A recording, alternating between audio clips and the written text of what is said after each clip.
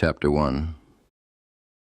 Time, December 18th, 2033, 9 a.m. Place, Miami Diamond District, Miami, Florida. Various men of various height and weight in ski masks, robber black shirts, and camo trousers huddled together in the back of a Hess truck. Duffel bags laid between many of them, and each one of them was armed. Pistols and machine guns. Their eyes were dull in expression. Grouchy as Grinches, no Christmas cheer at all. Not a smirk among them. They stood in silence, huddled together in the back of the truck.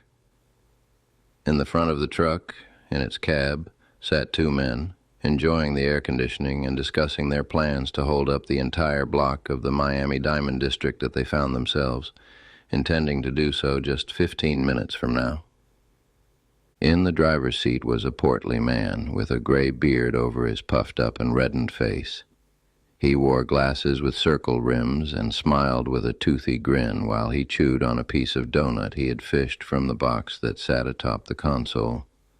He wore a tan hide vest over a vertically white-striped button-up black shirt. As he ate his food and smiled, he looked to the man in the passenger seat next to him and alerted him in a raspy, comic baritone voice, 15 minutes to go, Henry. And as he did so, he started an electronic digital timer that had been suction cupped to the dashboard of the cab of the truck. The man next to him, thin with thinning combed-over hair, and fair, albeit slightly suntanned skin, looked over and nodded, replying, "That's right, Tibbins, right on schedule," in his low voice, low, sonorous, rolling, a broad and resonant purr-like rumble, the makings of an orator. He wore a light blue button-up shirt, sleeves rolled up, and black pants with black dress shoes. He had an Apple Watch on his wrist. Tibbins, the portly man, laughed in affirmation of the man's, Henry's, confirmation of the schedule, ensuring that Henry knew he liked what he had said. Henry Bogart was a crook, a criminal, a thief, a robber, a con. He was a violent and calculating man who had a habit of hurting people to get the things that he wanted in life. He had recently gotten out of prison after having served 3 years inside for being caught by police breaking into a museum, unaware that they had received an anonymous tip that the crime was going to occur. He had been out of prison for 2 months now, and every day, in addition to planning his next jobs, he searched for the person who had given the tip. Anonymous tips are not easy to identify, of course, but he was determined and well-resourced, those resources obscured from the legal system's watching eyes. The timer continued its count from 15 minutes down as Tibbins enjoyed the donuts that he ate, picked up from Duncan's just an hour before when they had fueled up the truck, fueled them with diesel. "Go let the men know and make sure their timers are set as well, Tibbins," Bogart said to the eating man. "You got it, boss. I'm on it." Tibbins, the toad. Porter replied, and he opened the driver's side door and exited the cab. He walked to the back and unlocked the padlock that had been put on the lifting slide door. He lifted the door just slightly, hopped up with a heaving breath, and rolled underneath, proud of his covert approach. He put a hand on the floor and rocked to one knee, panting as he groaned up to his feet, dusting off his vest and pants as he stood. With balled-up fists, his attempt to exude authority, he said to the men, "All you lot have the timer on?" A tall, strongly framed man near the deepest part of the truck's trailer replied, "We do," showing him the timer, which read 9 minutes and 35 seconds remaining. "Great, thanks, Cedric." Tibbins nodded in confirmation. "I'll be back here with a couple minutes to go and pull up the trailer back as the timer reaches its end. Then we move, quick and decisive like, all right?" Cedric nodded once more. Tibbins plopped on the ground once more and rolled out of the small space he had pulled open to get in. He overshot the roll and landed on his belly 3 feet down from the edge of the trailer, directly on the ground, with a thud of heft, though quickly scampered up, lest anyone would see what had transpired. Quickly back into the front cab, checking the timer and seeing 6¼ minutes left. He confirmed with Bogart that the men in the back were ready. As he confirmed with his boss, Tibbins ate a bit more donut, Boston creme, licking his fingers after a substantial bite, then stuffing the rest of it into the box. Bogart grabbed a pistol from the glove box, and Tibbins did the same out of the middle console after sliding the donuts into the crack to its left. The clock was down to 4 minutes, and soon 2. Bogart and Tibbins both exited the vehicle and quickly made way to the trailer. Bogart watched the timer on his watch, where he had it also set. 30 seconds to go. Bogart opened his phone, dialed a number, and let it ring. 3 rings later, loud buzzing cracks could be heard by all in the area, and if you had been looking in their direction, you could see that the fuse boxes throughout the entire block were short-circuiting, overloading with electricity, and sparking in the air around them. Moments later, they stopped, and a soft silence filled the air, below the sounds of the several bystanders catastrophizing, gasping, and shouting. The timer hit 0, Bogart's watch beeped. He tapped on Tibbins's shoulder, and his portly henchman quickly lifted the door of the trailer with a sharp and powerful movement. Bogart spoke firmly and immediately as the door opened. "Let's go." Time: December 18th, 2033, 9 a.m.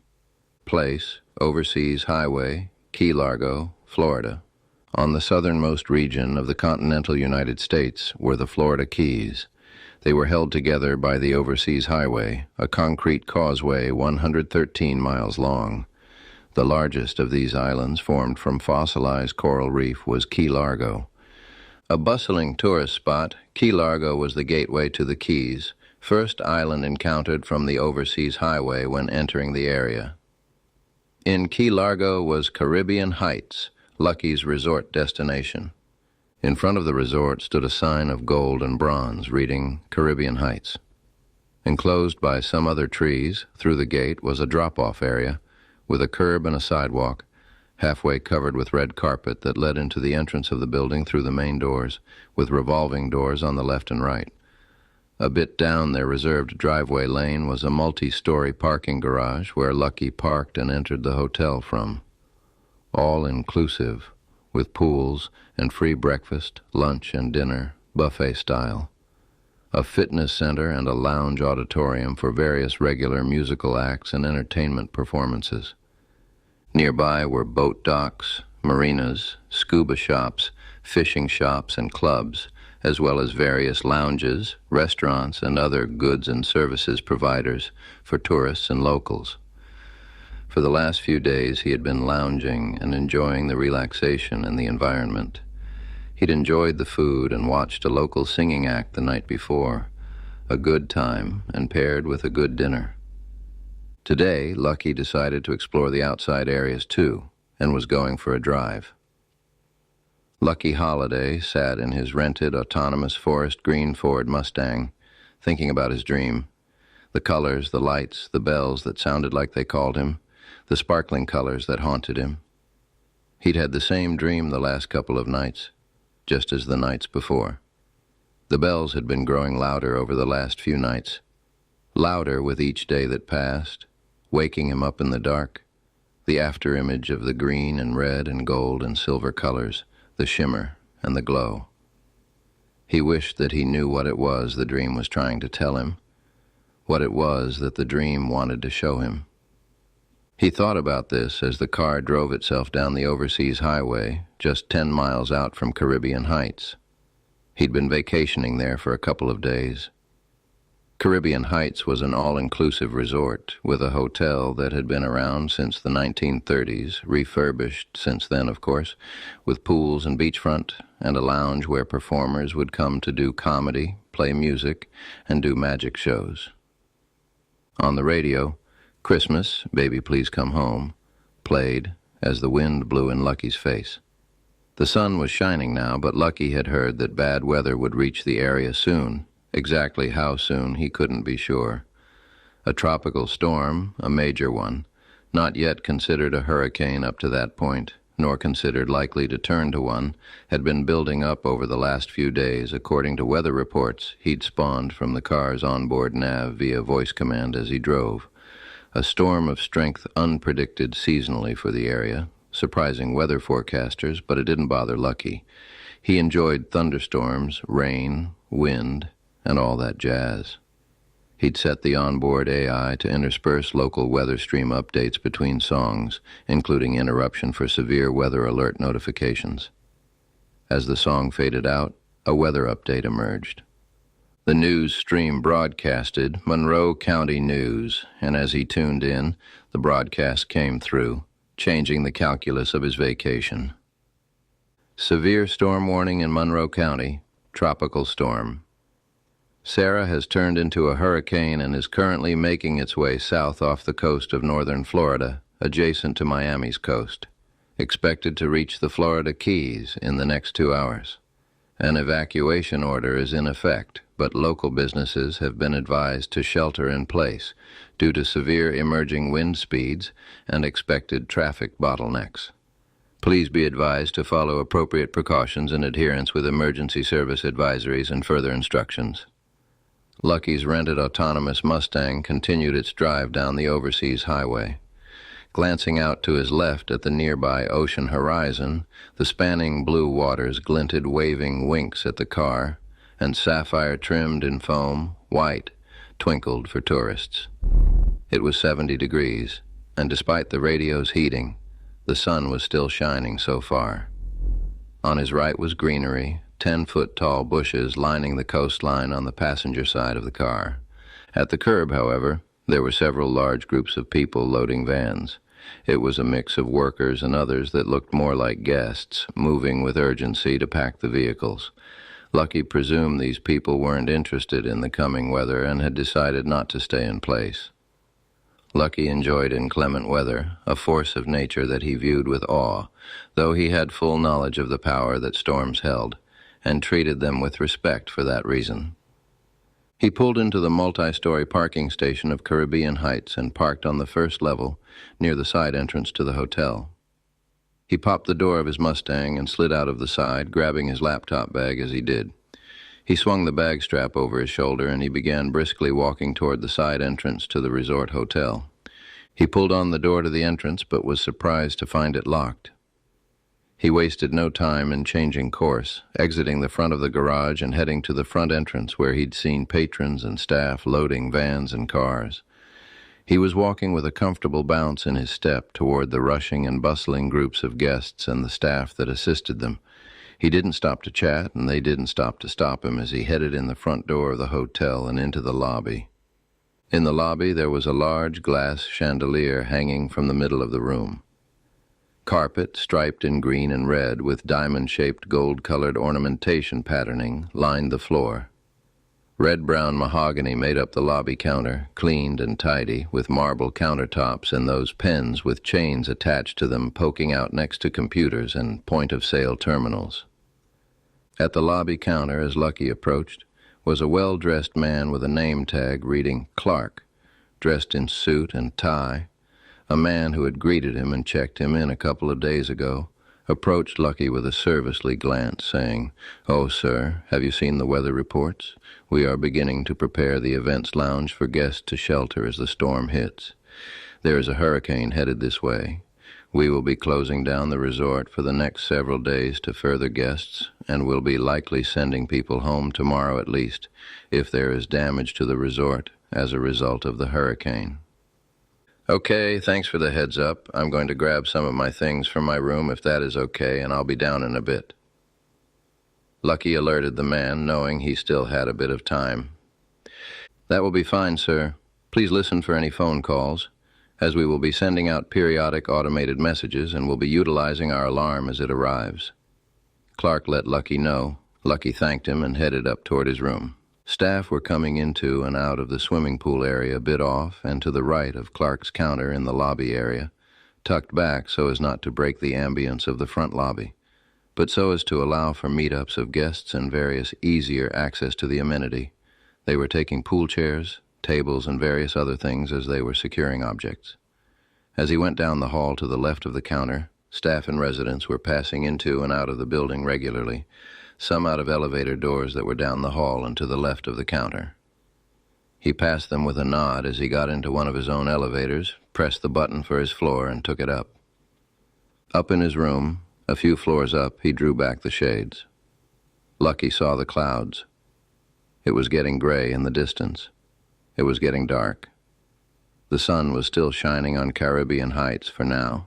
but in the distance, dark clouds could be seen over the water catching a wind headed south, pursuing Key Largo. His coat was hanging on a hook in the room. He hadn't been wearing it most of the time due to the weather. His hat sat on the desk. He wore his button-up shirt, his slacks, and his tie.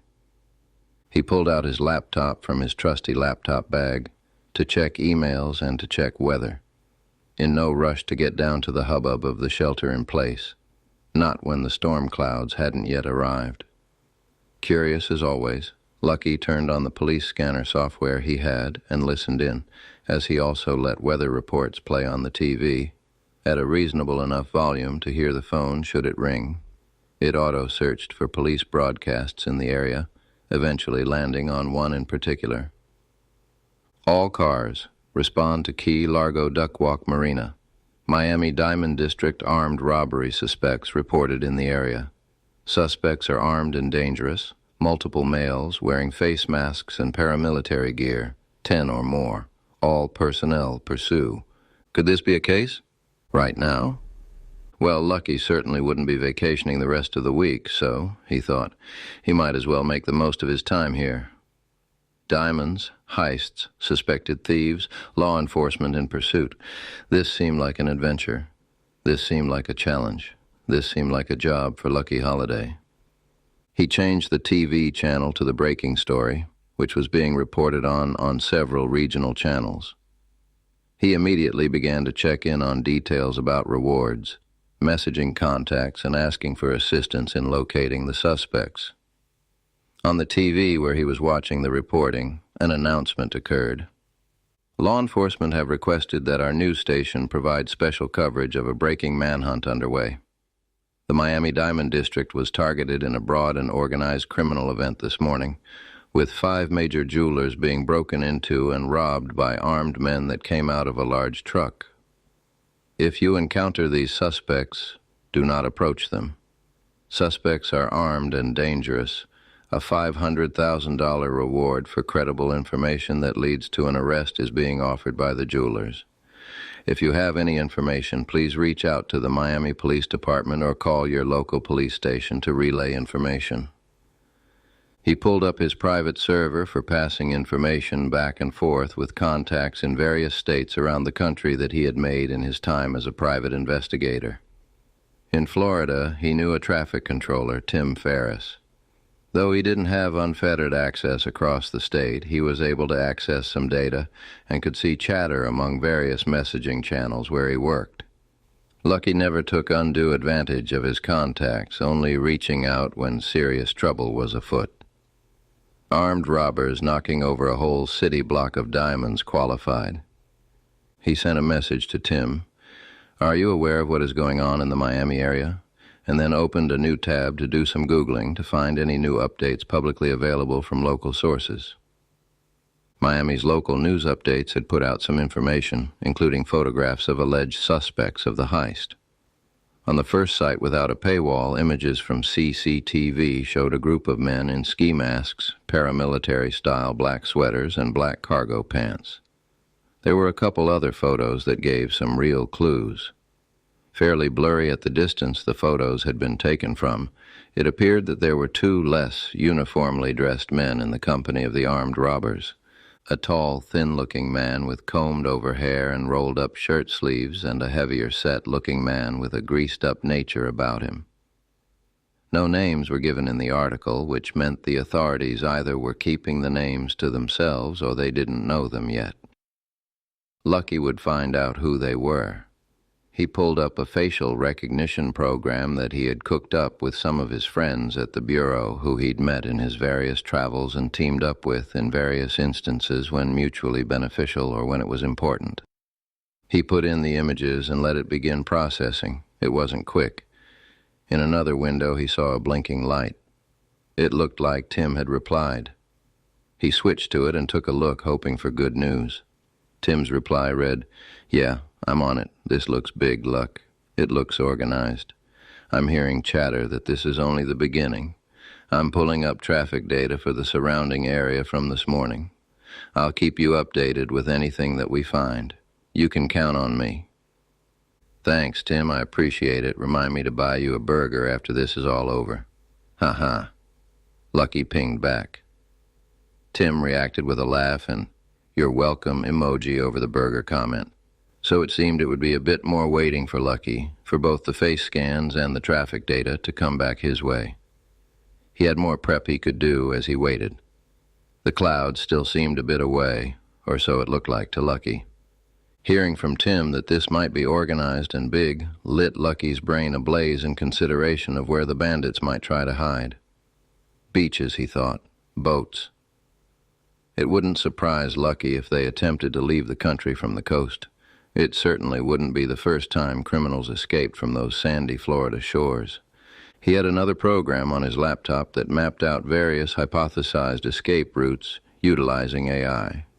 Lucky could put in a starting location and map out plans of escape, allowing the user to input assumptions about the means of the criminals, vehicles in possession, etc. He plugged in the known data about the robbers and ran the program. Lines of green, yellow, and red appeared along the screen, showing various paths that the crooks might take to leave Florida or the country, toggleable via a button on the program's interface. Green paths were likely, yellow less so, and red even less. Lucky thought this route might have been futile, as the number of paths was enormous in this case, massively skewed by the availability of the coast and the speculated organized nature of the event. Ding. Another message from Tim. In the private server window, Lucky read, "Looks like we have a number of hits. They ditched the truck they came in and switched into a bunch of pre-parked black Chevy Suburbans, shaded license plates. I'll send the routes they have been found on, just a sec." Lucky gratefully smirked at the additional data points he can plug into his route mapper. He waited a minute or two more until his traffic master friend sent the follow-up, and on the next ding, took a look. It was a series of GPS coordinates for the locations and the street names of the intersections where they were seen. Tim also sent Lucky the pictures the traffic cams caught of the trucks. Lucky inputted the new data. 50 traffic lights, GPS coordinates, pictures, reports, all the data he had. News articles and links to live news video feeds, all of which AI parsed easily and effectively. He ran the program again. A few moments later, the paths illuminated again on the screen, far fewer, with a strong directional convergence of the green ones. The Keys. They were headed here, somewhere in the Keys. This was considered a high likelihood by the program, though not certain. 80% odds. Ding. By the way, Luck, this is already all available to the FBI. They're with us now. Just wanted to let you know. I know you work with them sometimes, but with the reward this time around, I just wanted to point it out in case you intend to try to figure out where these guys are before them. I know you'll let them know if you do find the robbers or if you stop them, but they'll be on the trail too. Thanks, pal. I appreciate it. Lucky sent back to his buddy.